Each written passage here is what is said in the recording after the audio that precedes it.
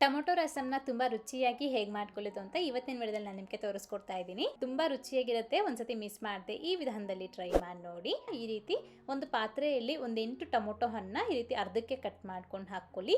ಮತ್ತೆ ಇದಕ್ಕೆ ರುಚಿಗೆ ತగ్గಷ್ಟು ಉಪ್ಪು, ನೀರನ್ನ ಸೇರಿಸ್ಕೊಂಡು ಬೇಯಲಿಕ್ಕೆ ಇಟ್ಕೊಳ್ಳಿ. ಜಾಸ್ತಿ ಹೊತ್ತೇನು ಬೇಡ, ಒಂದು 5 ರಿಂದ 8 ನಿಮಿಷ ಬೇಯಿಸ್ಕೊಂಡ್ರೆ ಸಾಕಾಗತ್ತೆ.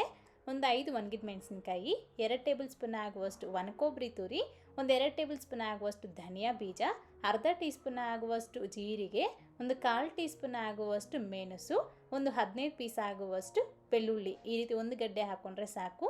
ಮತ್ತು 1 ರೆಂಬೆ ಆಗುವಷ್ಟು ಕರಿಬೇವಿನ ಸೊಪ್ಪು, ಇಷ್ಟನ್ನ ಹಾಕ್ಕೊಂಡು ಸ್ವಲ್ಪ ತರಿತರಿಯಾಗಿ ಈ ರೀತಿ ನಾವು ರುಬ್ಬಿ ತಗೊಳ್ಬೇಕು. ನೋಡ್ಬೋದು, ಒಂದು 8 ನಿಮಿಷ ಆದಮೇಲೆ ನಾನು ನಿಮಗೆ ತೋರಿಸ್ತಾ ಇದ್ದೀನಿ. ಟೊಮೊಟೊ ಹಣ್ಣು ಚೆನ್ನಾಗಿ ಬೇಯ್ತಾ ಇದೆ. ಆದಷ್ಟು ಸ್ವಲ್ಪ ಹಣ್ಣಾಗಿರೋ ಟೊಮೊಟೊ ಹಣ್ಣು ತಗೊಳ್ಳಿ, ಆಗಲೇ ನಮಗೆ ತುಂಬ ಚೆನ್ನಾಗಿ ಬರುತ್ತೆ.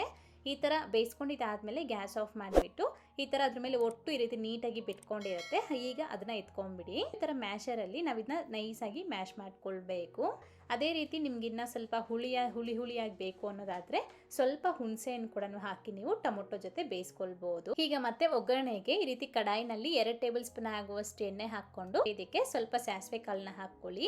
ಅದು ಸಿಡಿದಾದ್ಮೇಲೆ ಮತ್ತೆ ಇದಕ್ಕೆ ಒಂದು 2 ಒಣಗಿದ ಮೆಣಸಿನಕಾಯಿ ಮತ್ತು ಸ್ವಲ್ಪ ಕರಿಬೇವಿನ ಸೊಪ್ಪು, ಒಂದು 4 ಪೀಸ್ ಆಗುವಷ್ಟು ಬೆಳ್ಳುಳ್ಳಿನ ಸ್ವಲ್ಪ ಕ್ರಷ್ ಮಾಡ್ಕೊಂಡು ಹಾಕ್ಕೊಳ್ಳಿ. ಫ್ಲೇವರ್ ಚೆನ್ನಾಗಿರುತ್ತೆ. ಹೀಗೆ ಇದೆಲ್ಲನೂ ಸಹ ಸ್ವಲ್ಪ ಹೊತ್ತು ಈ ರೀತಿ ಫ್ರೈ ಮಾಡಬೇಕು. ಮತ್ತು ಇದಕ್ಕೆ ಸ್ವಲ್ಪ ಹಿಂಗು ಕೂಡ ಸೇರಿಸ್ಕೊಳ್ಳಿ. ಮತ್ತೆ ಇದಕ್ಕೆ ನಾವು ಫಸ್ಟೇ ಗ್ರೈಂಡ್ ಮಾಡಿ ಎತ್ತಿಟ್ಕೊಂಡಿರೋ ಈಗ ಮಸಾಲೆನ ಹಾಕ್ಕೊಳ್ಬೇಕು. ಈ ಮಸಾಲೆ ಹಾಕ್ಕೊಂಡು ಜಸ್ಟ್ ಒಂದೇ ಒಂದು ನಿಮಿಷ ಈ ರೀತಿ ಕಡಿಮೆ ಉರಿನಲ್ಲಿ ಮಾತ್ರ ನೀಟಾಗಿ ಫ್ರೈ ಮಾಡ್ಕೊಳ್ಳಿ. ಈ ರೀತಿ ಇದು ಫ್ರೈ ಆಗಿದ ನಂತರ ಇದಕ್ಕೆ ಫಸ್ಟೇ ನಾವು ಟೊಮೊಟೊನ ಬೇಯಿಸಿ ರಸ ತೆಗೆದು ಇಟ್ಕೊಂಡಿದ್ವಲ್ಲ, ಸೊ ಆ ರಸನ ಹಾಕ್ಕೊಳ್ಬೇಕು. ಇದಕ್ಕೆ ಈ ಥರ ಈ ಟೊಮೊಟೊ ರಸ ಹಾಕ್ಕೊಂಡಿದ ನಂತರ ಮತ್ತೆ ಕನ್ಸಿಸ್ಟೆನ್ಸಿನ ನೋಡಿಕೊಂಡು ಇನ್ನೂ ಸ್ವಲ್ಪ ನೀರು ಬೇಕಿದ್ರೆ ಹಾಕ್ಕೊಳ್ಳಿ. ನಿಮಗೆ ಯಾವ ಥರ ಬೇಕೋ ನೀವು ಆ ಥರ ಮಾಡ್ಕೊಳ್ಬೋದು.